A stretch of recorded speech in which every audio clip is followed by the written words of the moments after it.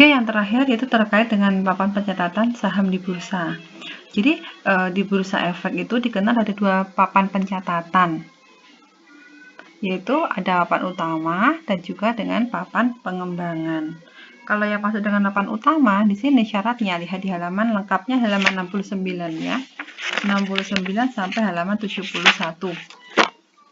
Itu kalau papan utama itu untuk disediakan oleh bursa efek untuk mencatatkan saham di bursa untuk perusahaan yang mempunyai aktiva. Nih, aktiva itu minimal 100 miliar rupiah.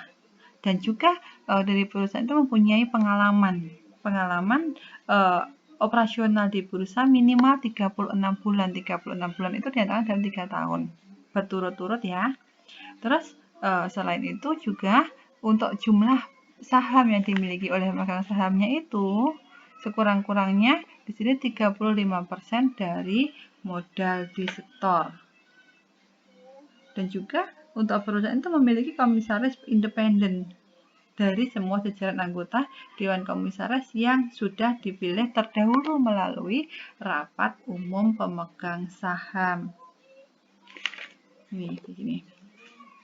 Jadi jumlah aset yang dimiliki oleh pemegang saham itu bukan merupakan pemegang saham pengendali ya setelah penerapan umum, dan juga untuk perusahaan yang sudah tercatat di bursa efek lain atau bagi perusahaan publik yang belum tercatat di bursa efek lain dalam periode 5 hari bursa sebelum permohonan pencatatan.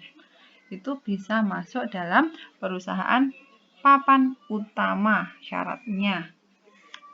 Nih, jadi di sini syarat-syaratnya ya. Atau di buku tadi kalau misalkan lebih lengkapnya. Yang kedua, untuk papan pengembangan syaratnya itu untuk pencatatannya disediakan untuk aktiva berwujud itu minimal hanya 5 miliar rupiah. Jadi kalau yang tadi kan 100 miliar, kalau yang papan pengembangan itu 5 miliar rupiah. Sedangkan untuk operasional di bursa itu minimal 12 bulan saja. Jadi lebih singkat daripada yang papan utama. Selain itu, untuk papan pengembangan, untuk laporan keuangan auditan itu sama, laporan auditannya itu minimal 12 bulan tadi ya. Dan laporan keuangan auditan ini memperoleh pendapat wajar tanpa pengecualian di sini. Sedangkan untuk jumlah saham yang dimiliki oleh pemegang saham minoritas dalam periode 5 hari bursa sebelum permohonan pencatatan itu sekurang-kurangnya 50 juta saham atau 35% dari modal disetor. Jadi jumlah pemegang saham itu paling sedikit 500 pemegang saham. Dan di sini juga harus memiliki rekening efek yang ada di bursa efek.